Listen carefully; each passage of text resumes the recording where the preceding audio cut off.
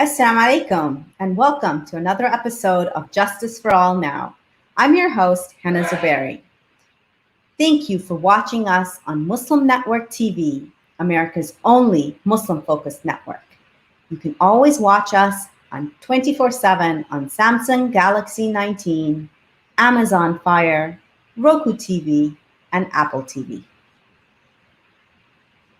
Today, I have a very special guest. Dr. Erkin Siddiq I consider him a personal mentor in the fight for justice for our Uyghur sisters and brothers. Dr. Erkin Siddiq was born in the city of Aksu in East Turkestan, which is located, as you know, in occupied northern part, what is now considered the Xinjiang district, Xinjiang Autonomous Region in China. And as we all have been talking about for a very, very long time, this is an occupied region. This is not China. This used to be a country called East Turkestan. After earning his BS degree in electrical engineering at Xinjiang University, he served as a university lecturer and a domestic and international visiting scholar in China, Japan, till the late 80s. Dr. Erkin earned his master's degree in physics in May 1990 from California State University in Northridge, and his PhD degree in electrical engineering with an emphasis on nonlinear optics in 1995 from the University of California, Davis. He's a rock star. He's been people when that area of East Turkestan was open. He was invited to speak at so many different events. This is a person that was a rock star of the Uyghur people and still is, mashallah. After engaging in research at UC Davis and the Sandia National Labs in California as a postdoc for 1.5 years on laser traps and nonlinear optical devices, he worked in 3 different high-tech companies in Silicon Valley in research and development, as well as engineering managerial roles in various fields of optics, especially passive optical components. He joined NASA's Jet Propulsion Laboratory at Caltech in January 2004. He currently works as a senior optical engineer on various space telescope projects, such as WFIRST for direct detection of habitable exoplanets. Wow, that's interesting. And he's authored and he's co-authored or authored many publications on this topic. But today we are going to be talking to Dr. Erkin about the Uyghur genocide. He is not only an accomplished NASA scientist, he is somebody who has been an activist, an advocate for this cause, and someone who has really worked. He has 2 full-time jobs. His other full-time job, aside from NASA, is working on preserving his people's culture, language, and advocating for their rights. He's written several hundred articles in Uyghur language on personal development, bilingual education, child education, religion. And the reason why, because of the oppression, the persecution of the Uyghur people, there aren't enough resources. And we're going to be talking to him about that, as well as projects that he heads on Uyghur language and culture. And he's published these in Uyghur on websites in East Turkestan until all the Uyghur websites were closed down in 2017. So currently, there is none of that years of work is available to people, especially the people in East Turkestan, in their own language. The other thing that we wanted to point out about Dr. Siddiq is that he's written and prepared about 15 books. He printed 7 of them and distributed them for free as a charity. And he's published his remaining 8 books in PDF format. Starting from early 2018, Dr. Siddiq gave lectures in the US and around the world on the current Uyghur tragedies and the Chinese government's genocide of Uyghurs in both Uyghur language and English.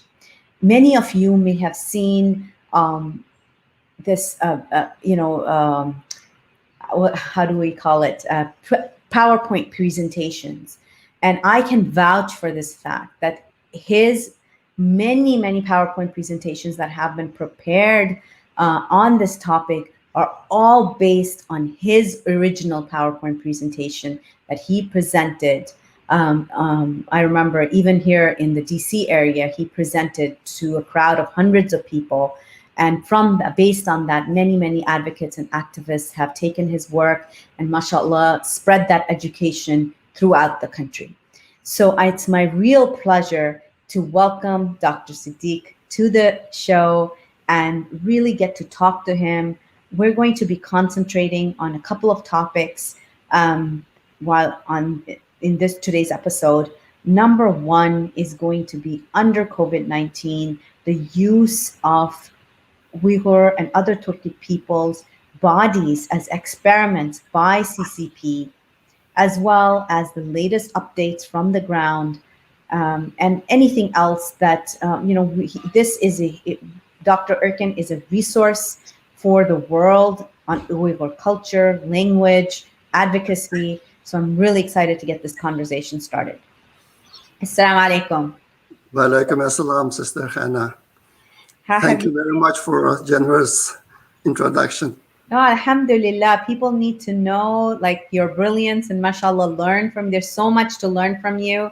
And, I hope others, especially those who are interested in science and laser technology, can also tap into you because sometimes we do box people and, into advocacy boxes, and we don't realize they have many other really education and brilliance behind them, mashallah. But today we're going to be focused on your work, especially for the Uyghur cause and how you got started. I know, please do share with us your network. People need to understand where the news that you get is coming from, and the fact that you were a really popular speaker in East Turkestan. Yes, thank you. Basically, the people in East Turkestan, most people knew me before this current genocide started in 2017. Mm-hmm. And right now, the people living in abroad also know me. Mm-hmm. In fact, I traveled around and went to all the places where there is a large Uyghur community. I used to go at least 5 countries each year until this year to meet with people and talk to them. So I know most of them. Because of them, I have a strong trust from our community. Whatever information they get, they send it to me. And mostly from people abroad who have relatives back home. They are still keeping some contact with them. And some of them from China directly too. I just got several pieces of information in the last couple of days from someone in China. Basically, they trust me, and their hope is for me to publicize the information so that we can get some international attention to what's going on in East Turkestan. Should I continue? So right now, currently the biggest thing going on there is the vaccine development for China virus. That's the main thing is going on. As you recall, in March of this year, the China virus basically broke out in Wuhan. And China isolated that area, locked it down, and did some control. But recently, the whole focus shifted. One is to East Turkestan, another one is to Hong Kong. Now, one should think very carefully. Why East Turkestan and Hong Kong? The East Turkestan has been relatively calm in March, April time period. But suddenly, this virus showed up in East Turkestan again. This is related to an international race about developing a vaccine.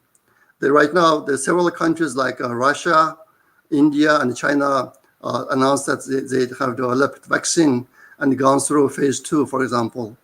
Other developed countries like the US, Europe, they all also developing the vaccine. The China wanted to get the large market share in this market, and they moved their experimentation to East Turkestan and Hong Kong.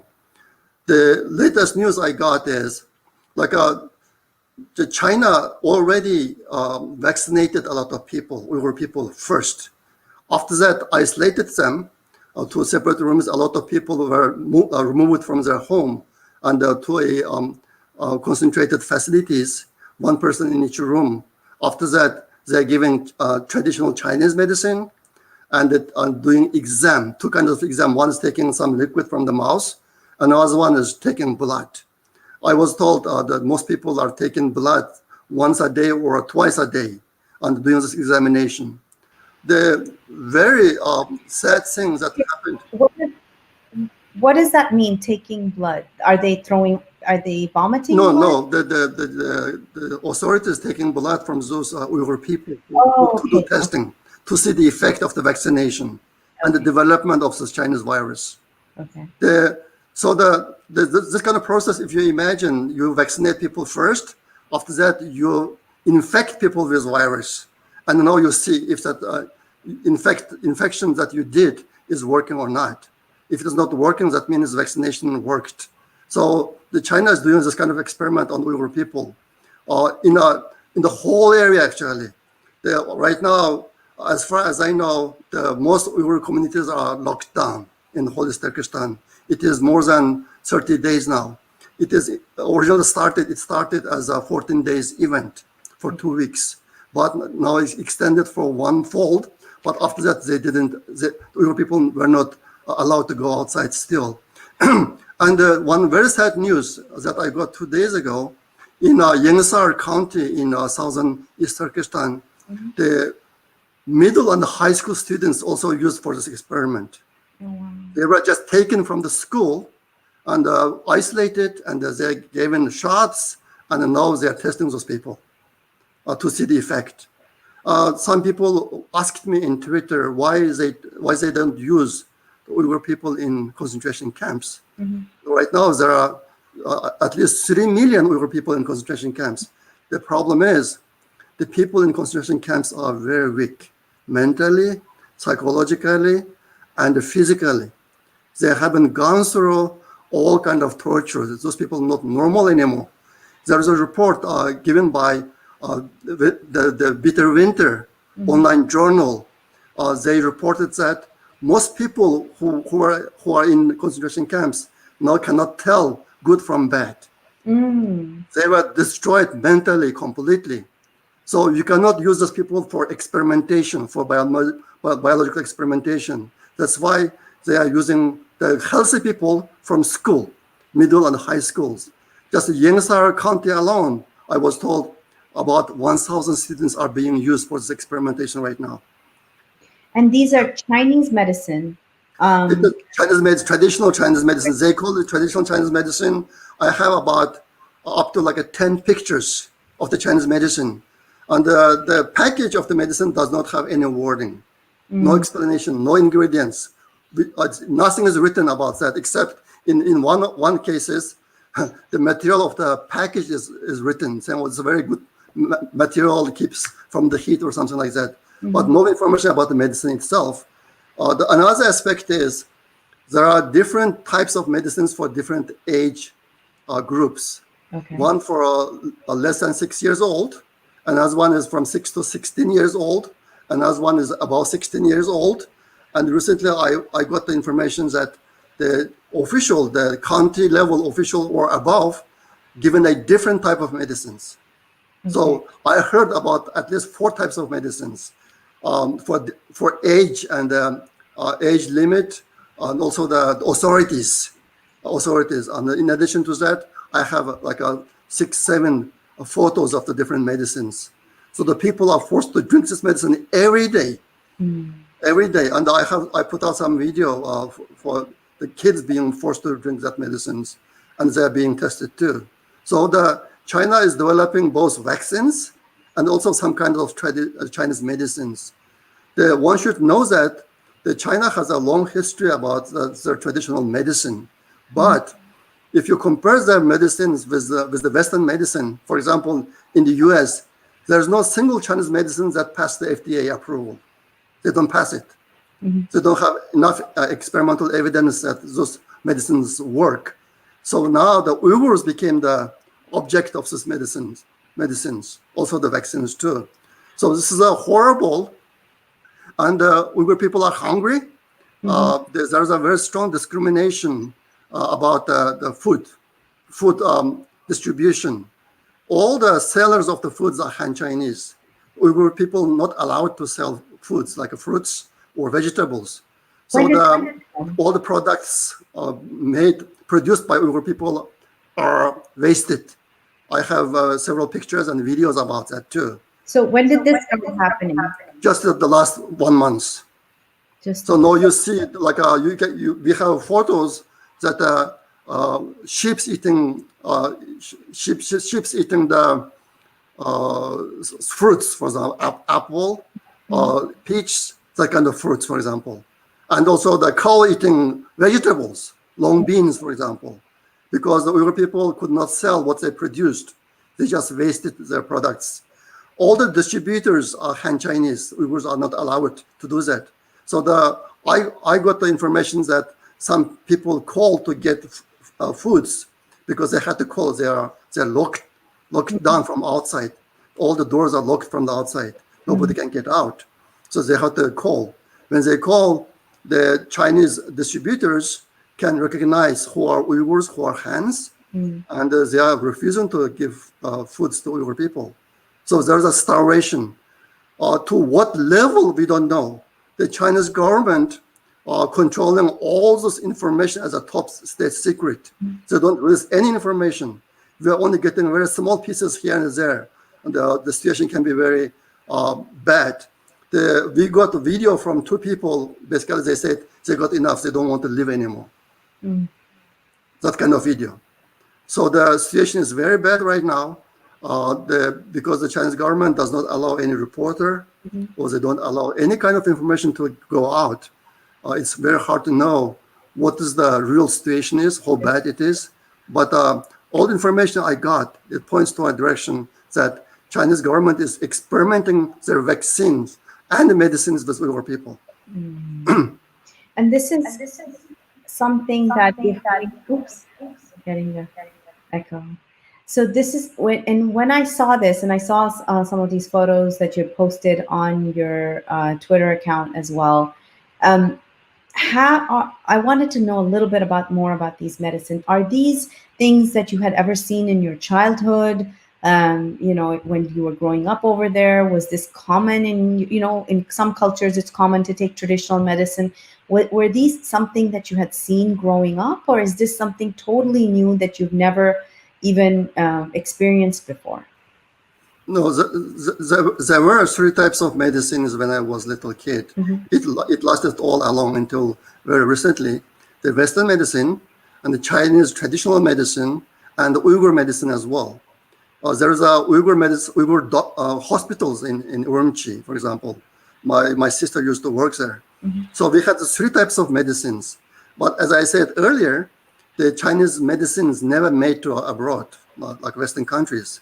As I said, it does not pass FDA approval at all because no evidence that it works. But in China, all three medicines existed. Uyghurs had a very strong tradition in medicine as well.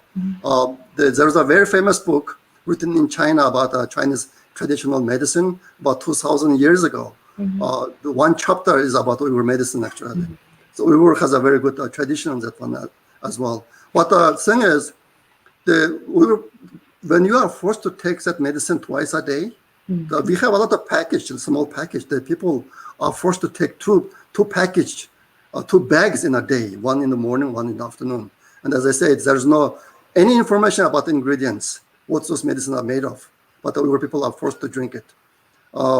So this whole operation is very suspicious. Basically, the Chinese government is using the Uyghur people for a medical experiment, both Chinese medicine and the vaccination for China virus. That everything that I got recently points to that direction. So, and I hear you refer it to as the China virus. And so this is something that I wanted to, I know there's a lot of pushback against that as well from especially Chinese people who live in the United States who think that that may be something that is targeting them as well. Can you explain to us what you mean when you use that term? Yeah, I think the U.S. will publish publish their findings pretty soon, within this year. Right now, the U.S. got a lot of information. There are people who worked in the Wuhan lab, for example, came out. They gave a lot of information. So all the things that we hear so far points to a conclusion that this virus came from China. So I have been using as a CCP virus because the Chinese authorities hid the information in March. And that's the reason that the virus spread to the whole world and it created such a calamity right now. So we will know for sure by the end of this year, after the election, I think, that the virus came from China. I strongly believe that. That's why I use the term Chinese virus or CCP virus. You're a scientist yourself. So this is something that I wanted to also, make sure our audience understands this, that you are not coming from a background of just activism, or news or something like that. You as a scientist believe in evidence, believe in how, just basic scientific method. And yet this is very important for people to know that your background, because you're not just saying any of this without that methodology in your mind. It's not, actually, my background is a completely different area. It's not in the biological science or medical science. It's not. But I grew up in China. The one thing that I know is nothing the Chinese government says is true. They hide everything. And in relation to this Chinese virus, same thing happened. They lied to the whole world. And a lot of other information, like about Uyghurs, about organ harvesting, about human rights, about the concentration camps and bioweapon experiments, they lie about everything. So maybe you noticed recently that's why Secretary Pompeo pointed out a strategy, distrust and verify. When dealing with Chinese authorities, distrust and verify, because they lie about everything. I grew up in this country. I know that for firsthand. And right now, I know what level of destructions Uyghur people got. But China still paints a very beautiful picture about East Turkestan, about Uyghur people. Yes. Nothing is true. So let's talk a little bit about the propaganda. Yes. A lot of times we see, these beautiful young women dancing. And this is something that is so offensive sometimes when you look at it, even though I'm not Uyghur, but when I look at those pictures, it seems like it's so dehumanizing that anytime you want to show a culture, the only thing you show about is people just these dancing. And it's usually young women. It's very objectifying. Can you talk a little bit about that propaganda? Yes. Right now, as most of you know, everything about Uyghur is gone, like religion, language, culture, even the people. I say even the people for one reason. Right now, if you visit East Turkestan and go to some tourist attraction, you see people who are dancing Uyghur dance, singing Uyghur songs, playing Uyghur music, but they are not Uyghurs. What happened is all the famous Uyghur artists were forced to teach Han Chinese. They assigned people to each famous Uyghur artist. They assigned people Han Chinese to learn their skills. the Uyghur musical instrument, singing and dancing. After they learned, the Uyghur artists were get rid of. They are in the concentration camps. There are few still outside right now. Recently they are singing, and you can see that the people who do not know Uyghur cannot notice what happened to them. They are mentally destroyed already. Like just 2 days ago, I got a video from a famous singer. He gave us an introduction speech at the beginning before he sang. He made so many mistakes. It never happened before. He's a great guy. But I can see from his face, from his eyes, and from the way he talks, and the mistakes he made in couple, like about 5-6 sentences, how many mistakes he made in Uyghur language, I can feel what his current mental status is. It's completely destroyed. So now, if you go to East Turkestan, go to the tourist attractions, and you see people dancing, singing, they're all Han Chinese. I have many videos and pictures of that. So dressed in Uyghur outfits, and that's right. How does a lay person who may never, because of this is some propaganda that even I can say I fell for many years ago when I did not know about Uyghur people, and I always noticed whenever they talked about Muslims in China, they would always show Hui people, and then they would talk about East Turkestan, but they wouldn't talk about they would talk about Xinjiang, right? Yes. So that was a propaganda also, that no pictures of Uyghur people, because you can tell. And I tell this story many times, that when I first met some Uyghur people, and especially when I first met Sister Aideen's dad, I was shocked, because when I had gone to go meet and interview someone from that region, and in my mind, from the years and years of propaganda, and even time, magazines, Western magazines, all the time, the pictures used to be of people who look extremely Chinese. And when I went in there, I didn't know too much. So when I went in to meet him, I was very taken back that he looked more like my husband's uncles than he does a Chinese person. So his facial features are so much closer to people who come from that part of Pakistan than he does to Chinese. So this is something that is been a propaganda technique for a very long time. And now you're saying that so how would a lay person be able to tell the difference?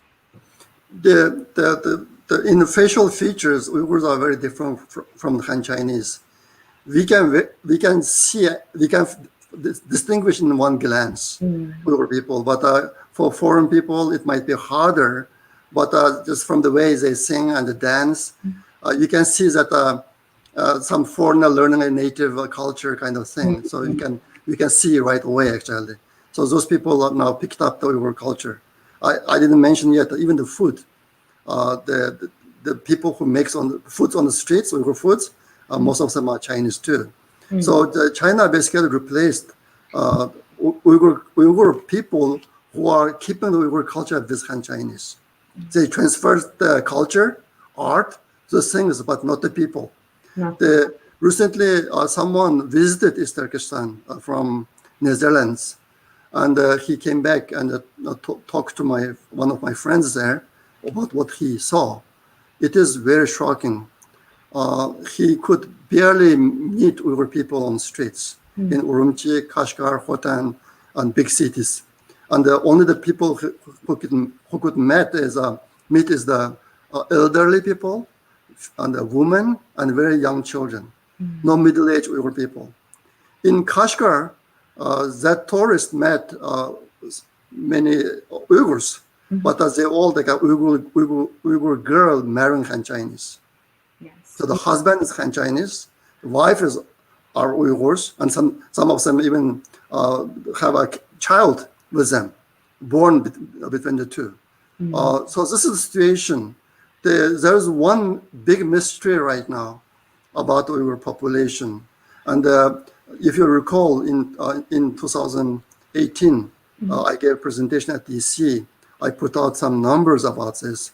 The Chinese government officials' number about Uyghur population is 11.3 million in 2017.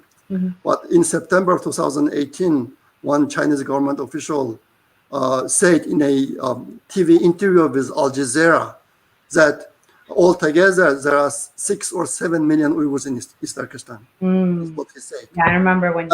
And that presentation, I said, this is a warning sign. What happened to the rest of the people?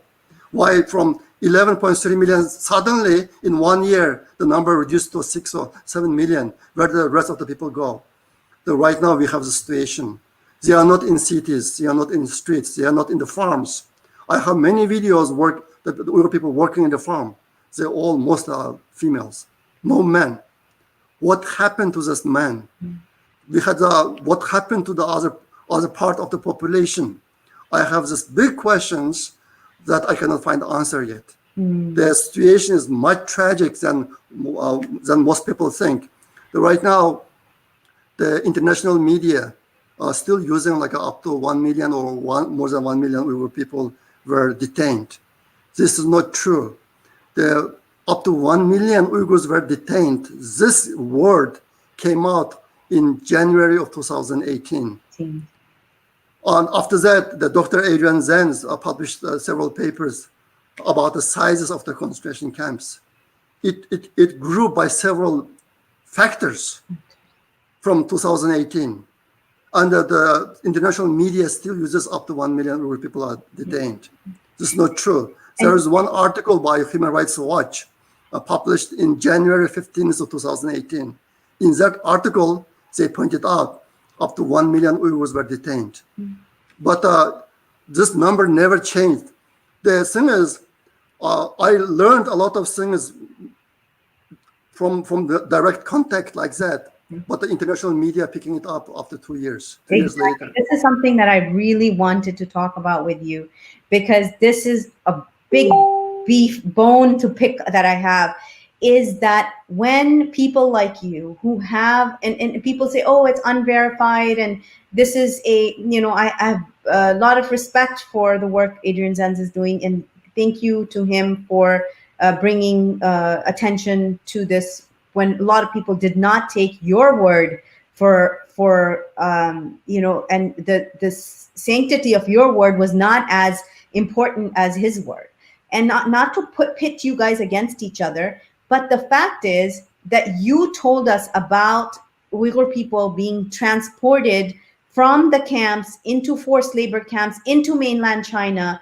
You showed us pictures of trains covered up with black, so nobody could see inside who was being transported into.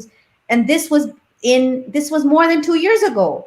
So what if people had taken your word seriously? And I remember walking in with the Save Uyghur campaign. We've been going to Congress and being reprimanded. Don't use 3 million, use 1 million. They're not 2 million. Don't use that. SubhanAllah, these are human beings, number one. And number two, the people who know are telling you that millions are missing. And yet we need to have an AP report come out for the world to believe, and even then only the Western world to believe.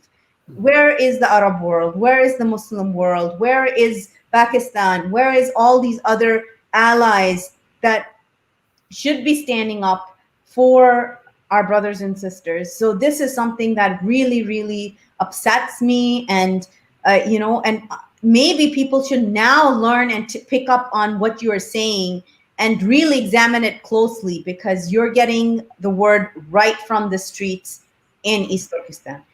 Correct. The Uyghur people, we are in a very disadvantageous situation. Now that there are some people talking about labeling the Chinese government, the CCP regime, as a terrorist organization, as a criminal organization. And Secretary Pompeo also said, distrust and verify, because the China lies. The whole world knows as fact, but still they trust the Chinese propaganda than they do us, what we provide. The people, like somebody wrote me yesterday, and at the end he said, Brother Erkin, don't reveal my identity. If you do, Chinese government will kill me. So if someone reveals any information about Uyghur, he will or she will get executed. That's the situation in China right now. And we get the information like that. The people who send me information, they basically risking their lives. I think I lost 2 people at the age of 20 plus years. And they sent me information and they told me they may get killed within a month. And they never contacted me later on. This is the current situation. And China does not allow foreign reporters, international investigators. Even in East Turkestan, starting in 2018, even the Pakistani students were kicked out from East Turkestan. They didn't want any foreigners in East Turkestan because the Chinese authorities are worried about information to be sending out. But the community, international media, still only uses this number up to 1 million. Now, we have a report from the bitter winter, which says more than 500,000 Uyghurs were secretly moved to Han provinces using freight trains, specially prepared buses at nights.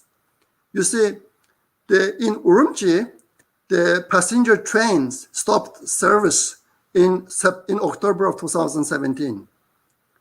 What that means is the Chinese government started moving the Uyghur people to other places in China at that time. The bitter winters reported 500,000 people. We have another report which says more than 500,000 kids were separated from parents and put in detention camps. And now we are getting a lot of videos and pictures about the organ harvesting from Uyghur children and adults. So the international community and international media have not picked up about this kind of situation yet. And they still says up to 1 million Uyghur. We lost between 3 to 5 million Uyghurs already to prisons, concentration camps, forced labor factories, and the children camps, and to other part of China. The very sad truth about the Uyghurs being sent to other part of China is they are being used for organ harvesting business and bioweapon development experiments, Uyghur people. I got some information from a very high level, the central government officials about this. The Uyghurs who are moved to Han provinces are being used for bioweapon development experiments. But international media has not picked up about this because China operates in a very secret way. There's no proof. There's no proof, but it's happening. And I don't know when the world will know the truth. By the time the world knows the truth, I don't know what's the situation Uyghur people will be. We are losing so much people at the moment.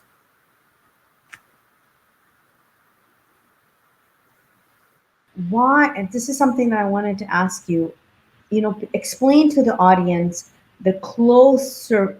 why news can't come out from there. A lot of people assume that just like in other countries where internet is free and available and there's no censorship, many countries there's no censorship. You can say what you want, things are, and they come out.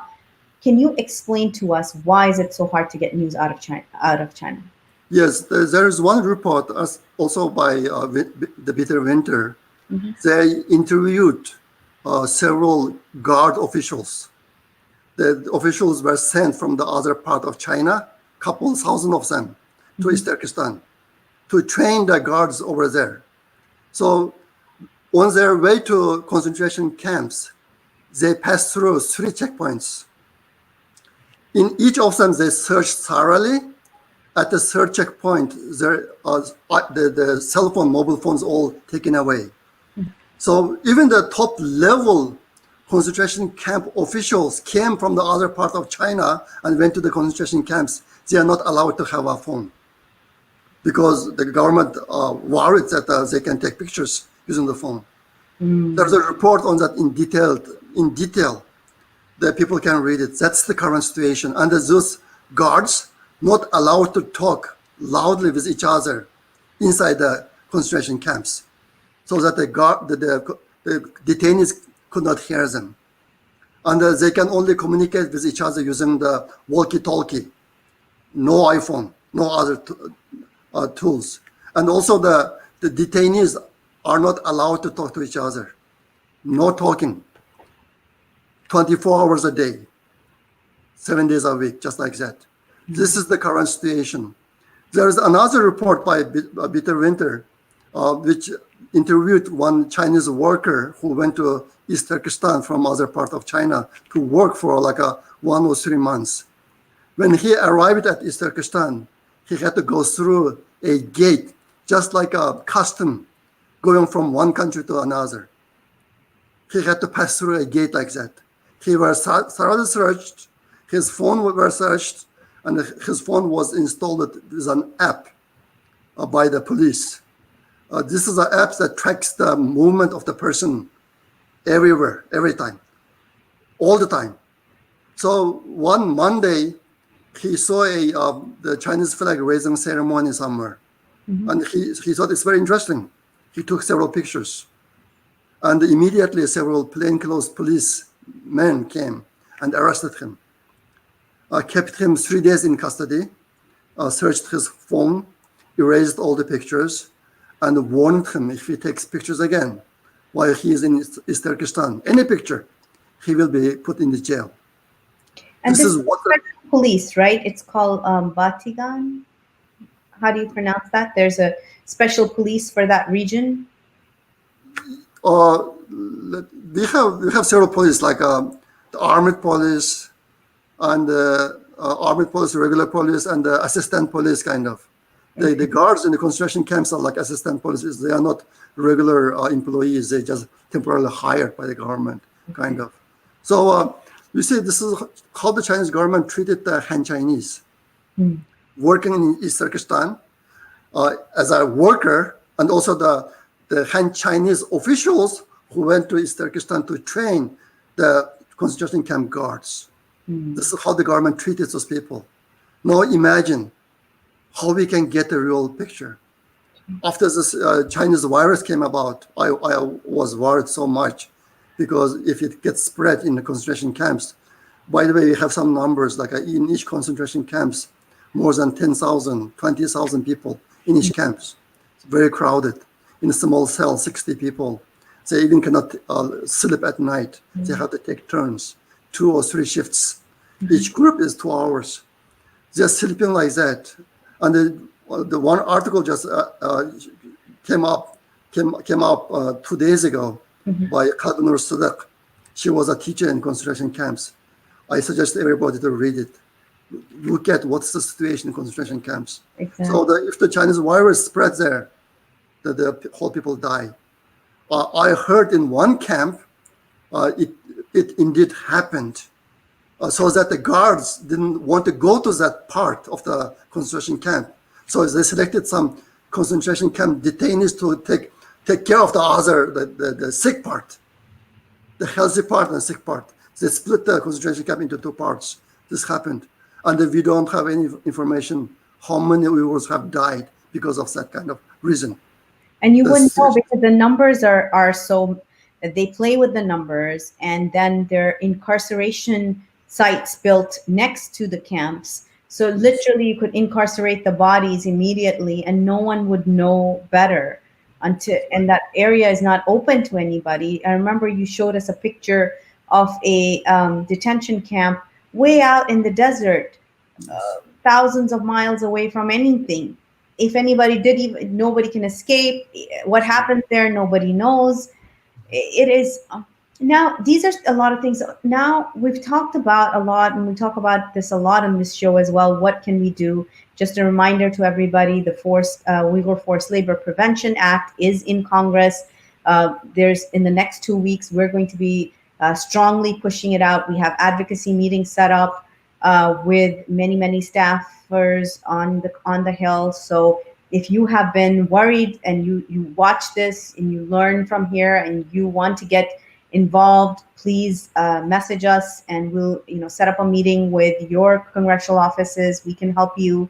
The Uyghur American Association, Uyghur Human Rights Project can help you, and we have materials ready for you to take to take to your congressional staffers, so you can really advocate so that forced labor is not being used. So this is something I just wanted to remind people who are watching this. This is something that you can do today. So at least the clothes that you wear in this country, in the United States, are not being made by enslaved labor of our Uyghur brothers and sisters. Yeah, that would be great. Thank you so much. Now, another thing that I wanted to ask you, we talk about the problem a lot. Let's talk about some of your solutions. I know some of your solutions are out of the box, but I really want to hear them. Yes, the one big issue that everybody should pay attention is the atrocity in East Turkestan right now came to such a severe level, but there is no any action from the UN. UN Human Rights Commission. They are so quiet. Mm-hmm. The US is leading the world about putting pressure on Chinese government to stop the atrocity, but it is not working. People need to understand how the Chinese, the authority works. They don't care about the pressure. They don't care about the statement. They only care when something really like an economic thing or something else happens to them. Otherwise, they don't care. So in all this, starting January of 2017, China started this genocide process, and international pressure didn't stop. We have pressure here and there, but the Chinese government didn't care. They are implementing their master plan as it is, and the current situation is so bad. Mm-hmm. As I said, even the Chinese government officials said there are 6 or 7 million Uyghurs. They immediately lose 4 to 5 million Uyghurs right away. So we can only stop this atrocity when the UN or other international bodies send an investigation team to East Turkestan and conduct a truth-finding mission there, and stations there to watch what's going on. Stop the Chinese government that way. Otherwise, nothing works. Nothing worked. So how does that happen, Dr. Erkin, with China being on the Human Rights Commission at the UN? I mean, it's atrocious, but China is one of the members of the UN Human Rights Commission. Yes, it is another tragedy of the world in 21st century. Putting China in a UN Human Rights Commission, that's a joke. It should never happen. Mm-hmm. China can be put as a leading organization of the terrorist organization, for example, or criminal organizations, but not a human rights organization. That's another stain of the 21st century, I would call it. And it's a shame. It's a shame to the whole world that we are in a situation like this right now. And nobody can do anything about the Uyghur atrocity because of the Chinese arm is so long. Mm-hmm. It reaches everywhere, and they can silence a lot of people, a lot of countries. And the UN is doing nothing about Uyghur people. Only the US putting some pressure, but it's not working. So economic boycott is like hit them where their pockets is, right? That's right. Holding, and this is something else that we really want to. We're part of the End Uyghur Forced Labor Coalition, and the coalition is going after every member of every corporation that has business in that region, because normally workers' rights unions and labor rights campaigns ask the company to better the situation for the laborers. But even they know in this case it's so atrocious, and nothing can stop, nothing can really whitewash what is happening over there. So they are asking people to pull out completely. And that has never, like I was speaking, and we had a show about this. We were talking to workers' rights activists, and they said, we have never done this before.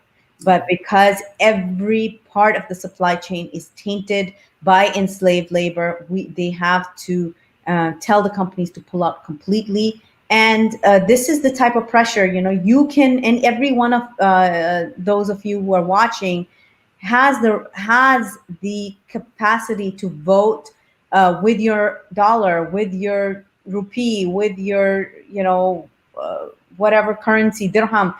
Even if your countries are siding with China, grassroots is what can change the perception. If people just stop buying these goods that are made there and hit them in their pocket just around the world, that is when things will change. Otherwise, as much as advocacy efforts that are being tried from the US, with the hands tied behind our backs at the United Nations, this is something that no one is stopping any one of you from doing. That's Um, right. and this is so, we just have 80 seconds left to the show. I thank you so much, Dr. Erkin, for being here. Please follow him. Please follow his work, his Uyghur Foundation, where he's preserving the Uyghur language, culture from being wiped out from this world. We urge you to support them. Give your money over here. A lot of people ask us, where can we donate to help Uyghur people? Well, this is a project that you can help at least sustain this culture and language for the next generation. Assalamu alaikum. Thank you so much for being here and watching us on Muslim Network TV. Walaikum assalam, and thank you very much, Sister Hannah, giving me this opportunity. This means a lot to us, and we will remember this forever.